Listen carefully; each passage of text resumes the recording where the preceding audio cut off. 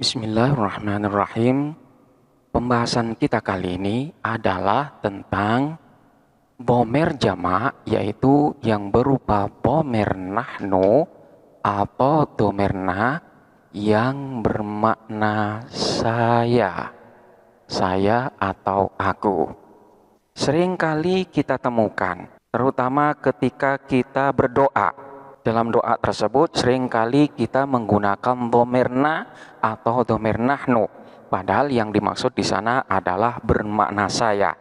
Contohnya seperti doa ketika kita bangun tidur, yaitu Alhamdulillahi alladzi ahyana ba'dama amatana wa ilaihin nusyur. Alhamdulillah, adapun segala puji lillahi ialah milik Allah. Alladzi zat ahya yang telah menghidupkan.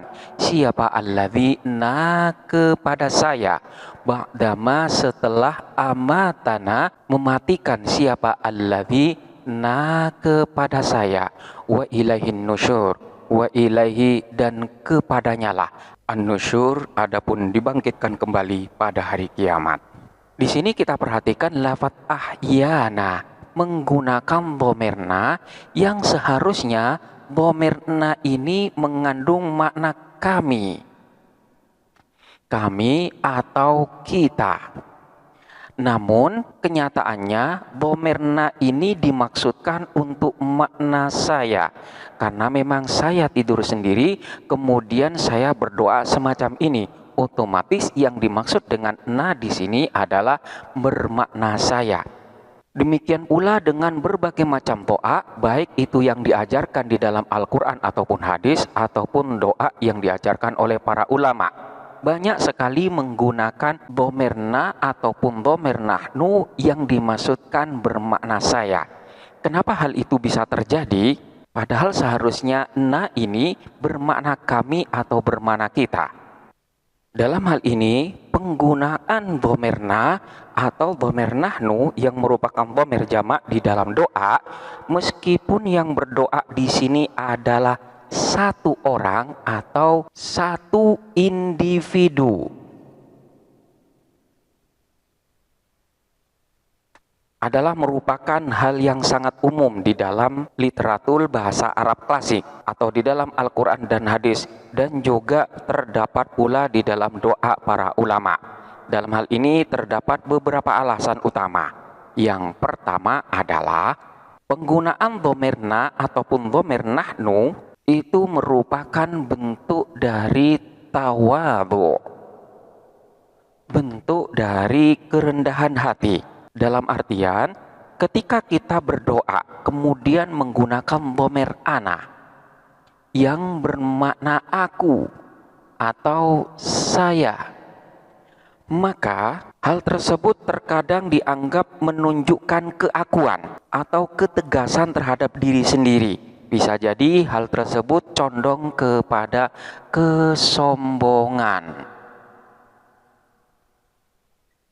Sehingga menggunakan domer jamak na ataupun nahnu di dalam doa itu menunjukkan kerendahan hati di hadapan Allah Subhanahu wa taala.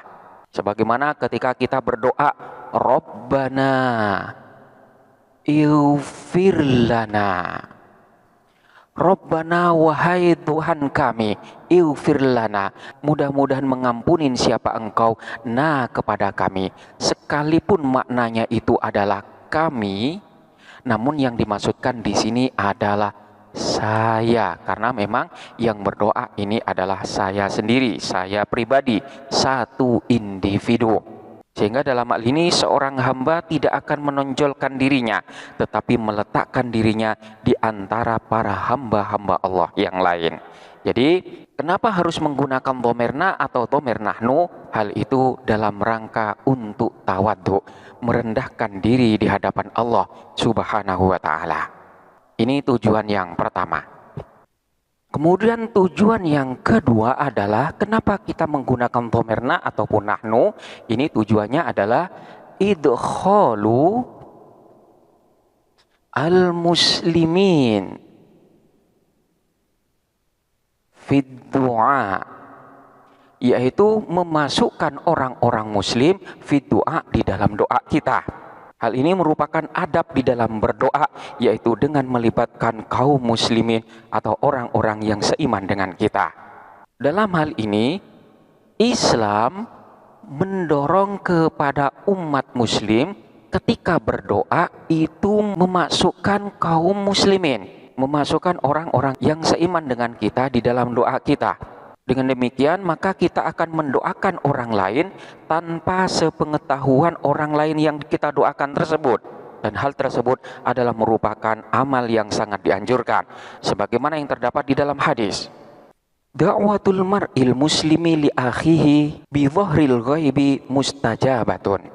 Doanya seseorang yang muslim li akhihi, terhadap saudaranya sesama muslim, bi dhahril ghaibi, secara sembunyi-sembunyi itu mustajabatun, ialah dikabulkan. Jadi doanya seorang muslim untuk saudaranya yang dilakukan secara sembunyi-sembunyi itu mustajab, dikabulkan oleh Allah. Oleh karena itu, seseorang yang menggunakan dhamirna atau dhamir nahnu di dalam doanya untuk memasukkan dirinya dan juga saudara-saudaranya sesama muslim, agar semuanya mendapatkan manfaat dari doa kita. Jadi ketika kita mengucapkan doa, Rabbana ighfir lana, maka kita tidak hanya berdoa untuk diri kita sendiri, namun juga berdoa kepada orang-orang muslim yang lainnya. Dengan demikian, terkabulnya doa kita menurut hadis yang ini itu lebih mustajabah, lebih dikabulkan oleh Allah Subhanahu wa taala.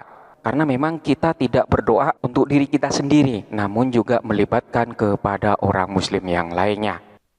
Kemudian tujuan yang ketiga ini adalah tidak Al-Quran was sunnah, yaitu mengikuti Al-Quran dan As-Sunnah. Banyak doa di dalam Al-Quran menggunakan dhamirna atau menggunakan dhamir nahnu, yaitu dhamir jamak, karena lebih agung dan lebih umum. Contohnya doa yang diajarkan oleh Allah di dalam Al-Quran, Rabbana la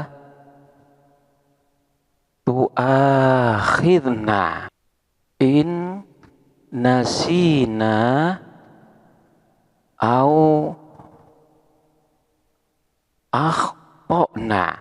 Rabbana, wahai Tuhan kami, la tu'akhidna, janganlah menyiksa siapa engkau na kepada kami, in nasina, jika lupa siapa kami, au akhtana, atau bersalah siapa kami.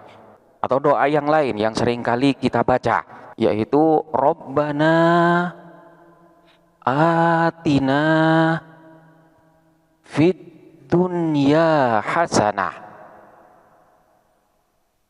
Rabbana, wahai Tuhan kami, atina, mudah-mudahan memberi siapa engkau na kepada kami, fid dunya, di dunia, hasanatan, kepada kebaikan, wa fil akhirati hasanah wa qina adzabannar. Atau doa yang terdapat di dalam surah Al-Fatihah, yaitu ihdina as-sirata al-mustaqim. Ihdina, mudah-mudahan memberi petunjuk siapa engkau na kepada kami, as-sirata, kepada jalan, al-mustaqim, yang lurus. Dan masih banyak lagi doa-doa yang lainnya yang memang diajarkan oleh Allah di dalam Al-Quran, di mana di dalam doa tersebut menggunakan dhamirna atau menggunakan dhamir nahnu yang bermakna kami. Khusus untuk doa yang berupa ihdinas siratal mustaqim yang ada di dalam surah Al-Fatihah di sini, yaitu yang terkait dengan lafaz ihdina. Hal ini dapat digunakan di dalam sholat, baik berjamaah maupun sholat sendiri. Di mana di dalam sholat sendiri, sekalipun kita menggunakan dhamir nahnu yang ada di dalam lafaz ihdina ini, sholat kita tetap dianggap sah. Jadi meskipun kita sholat sendiri dengan menggunakan ihdina, yaitu dhamir jamak, ini masih tetap dianggap sah. Sebagaimana Nabi Muhammad SAW yang berdoa dengan menyatakan, Allahumma ighfir lana warhamna wahdina. Allahumma ya Allah, ighfir, mudah-mudahan mengampunin siapa engkau, lana kepada kami, warhamna, dan mudah-mudahan mengasihi siapa engkau, na kepada kami, wahdina, dan mudah-mudahan memberikan petunjuk siapa engkau, na kepada kami. Ini doa yang diajarkan oleh Nabi, sekalipun Nabi Muhammad itu berdoa sendirian, namun di sini tetap menggunakan dhamir dalam rangka memasukkan kaum muslimin dan orang-orang yang seiman dengan kita di dalam doanya. Ini menjadi dalil kuat bahwa penggunaan dhamir di dalam doa adalah merupakan syar'i atau ajaran syariat yang utama yang diajarkan di dalam Al-Quran maupun hadis. Kemudian yang keempat, tujuannya adalah sebagai bentuk ta'zim, sebagai bentuk pengagungan dan kesempurnaan bahasa. Ada kalanya di dalam susunan kalimat di dalam bahasa Arab, makna di dalam jumlah atau susunan kalimat itu untuk makna ta'zim. Sebagaimana penggunaan bahasa untuk raja-raja atau para pemimpin, seperti perkataan dari para raja atau para pemimpin yang mengatakan nahnu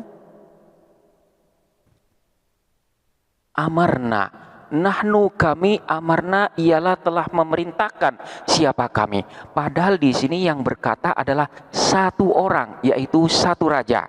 Kami telah memerintahkan. Hal ini untuk menunjukkan terhadap kebesaran makna dan keluasan permintaan. Sebagai bahan perbandingan, ketika seseorang berdoa dengan mengatakan Allahumma ighfir li, dibandingkan dengan mengucapkan ighfir lana, maka di sini akan memiliki makna yang berbeda. Allahumma ighfirli, ya Allah ampunilah aku, dengan mengucapkan Allahumma ighfir lana, ya Allah ampunilah kami. Maka dalam doa di sini lebih luas ganjaran doa dari doa yang kedua, yaitu yang menggunakan kata-kata lana, menggunakan dhamir jamak. Hal itu dikarenakan karena doa yang kita ucapkan tidak hanya mencakup pada diri sendiri, tapi juga memasukkan orang lain di dalam doa kita. Sehingga ketika kita mendoakan diri kita dan juga orang lain, maka memiliki tingkat kemustajaban yang lebih dibandingkan manakala kita berdoa untuk diri kita sendiri. Sebagaimana dalam suatu riwayat dinyatakan bahwa malaikat pun akan menyatakan walaka bimithlin, engkau pun akan mendapatkan doa sebagaimana yang engkau doakan. Jadi ketika kita mendoakan ampunan terhadap orang lain, maka kita pun akan mendapatkan ampunan untuk diri kita sendiri. Ini adalah beberapa tujuan kenapa di dalam doa kita ini lebih baik menggunakan dhamir atau menggunakan dhamir nahnu, yaitu menggunakan dhamir jamak, daripada hanya menggunakan dhamir mutakallim yang hanya diperuntukkan untuk diri kita sendiri. Jadi yang pertama adalah pernyataan kita dengan menggunakan dhamir jamak dalam doa kita adalah karena bentuk tawadhu, bentuk kerendahan diri seorang hamba yang lemah ketika dia itu meminta sesuatu kepada Tuannya. Kemudian yang kedua, dalam rangka untuk memasukkan orang muslim kepada doa kita. Dan yang ketiga, karena hal tersebut untuk mengikuti teladan yang ada di dalam Al-Quran dan hadis. Dan yang keempat adalah merupakan bentuk takzim, bentuk pengagungan dan kesempurnaan bahasa, di mana doa tersebut menunjukkan kebesaran makna dan keluasan permintaan. Kemudian selanjutnya, kenapa di dalam Al-Quran Allah Subhanahu wa Ta'ala sering kali menggunakan dhamir atau menggunakan dhamir nahnu? padahal maksudnya di sana adalah saya atau aku, yaitu Allah itu sendiri. Maka jawabannya adalah karena penggunaan dhamir jamak untuk Allah di dalam Al-Quran ini bukan bermakna bahwa Allah itu banyak. Namun penggunaan dhamir jamak di sana adalah untuk makna at-ta'zim, untuk menunjukkan keagungan, kemuliaan, dan kebesaran Allah.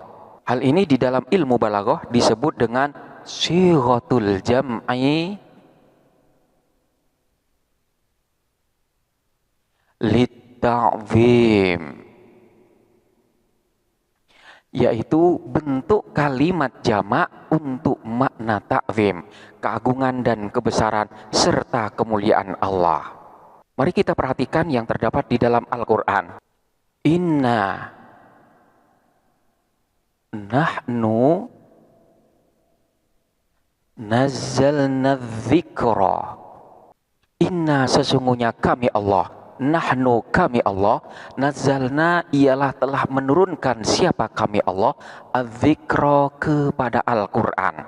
Sesungguhnya kami yang menurunkan Al-Quran. Kemudian di dalam ayat yang lain juga dinyatakan, innani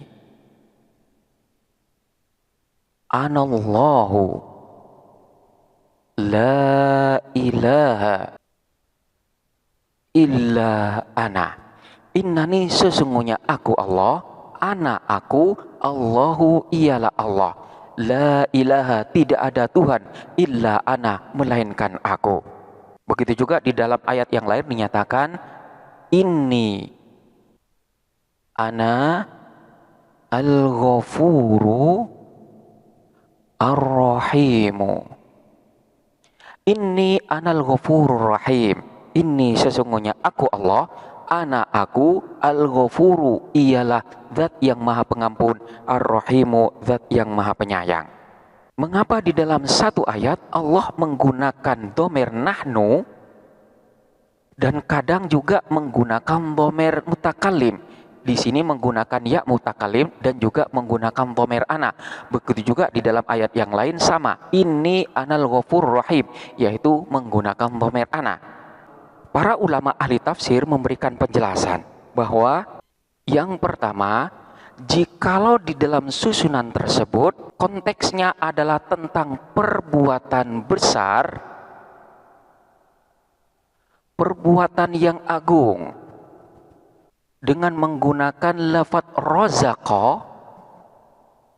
atau khalaqa, kemudian lafaz arsala atau irsal, kemudian nasoro, dan lafaz-lafaz yang lain, di mana lafaz-lafaz tersebut menunjukkan perbuatan yang besar, di mana hanya Allah lah yang mampu melakukannya.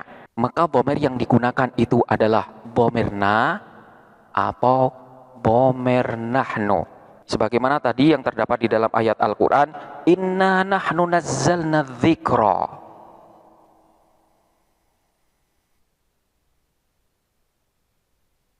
Di sini digunakan dhamir nahnu atau dhamir na karena memang lafaz yang digunakan di sini adalah lafaz yang mengandung perbuatan besar, menurunkan Al-Quran, dan hanya Allah lah yang dapat menurunkan Al-Quran. Contoh yang lain seperti lafaz inna a'tainaka al-kautsar. Inna sesungguhnya kami, a'tayna telah memberi siapa kami, kepadamu, al-kautsar kepada al-kautsar. Atau inna lanansuru rusulana. Inna sesungguhnya kami lanansuru, ialah akan menolong siapa kami, rusulana kepada utusan-utusan kami. Semua yang terkandung di dalam ayat ini adalah mengandung makna perbuatan besar. Maka dhamir yang digunakan di dalam ayat tersebut adalah dhamir nahnu atau dhamir na, yaitu berupa dhamir jamak.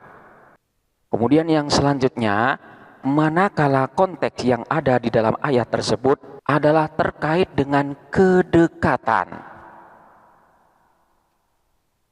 kedekatan Allah terhadap hambanya, atau juga yang mengandung makna kasih sayang. Kasih sayang Allah terhadap hambanya, maka yang digunakan itu adalah dhamir mutakalim, yaitu dhamir ana atau dhamir ya mutakalim. Seperti yang terdapat di dalam ayat inni qaribum minal muhsinin, atau wa rahmati wasi'at kulla syai', atau inni ma'akuma asma'u wa ara. Ini sesungguhnya aku qaribun, ialah dekat. Wa rahmati wasi'at kulla syai'. Wa rahmati adapun rahmatku, kasih sayangku, wasi'at ialah luas. Apa itu rahmat? Kulla syai', pada setiap sesuatu. Ini sesungguhnya aku ma'akuma, ialah beserta kalian berdua. Asma'u, mendengar siapa aku, wa ara, dan melihat siapa aku.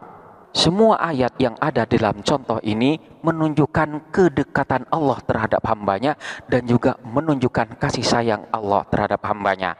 Maka dhamir yang digunakan di sana adalah dhamir ana ataupun dhamir ya mutakallim.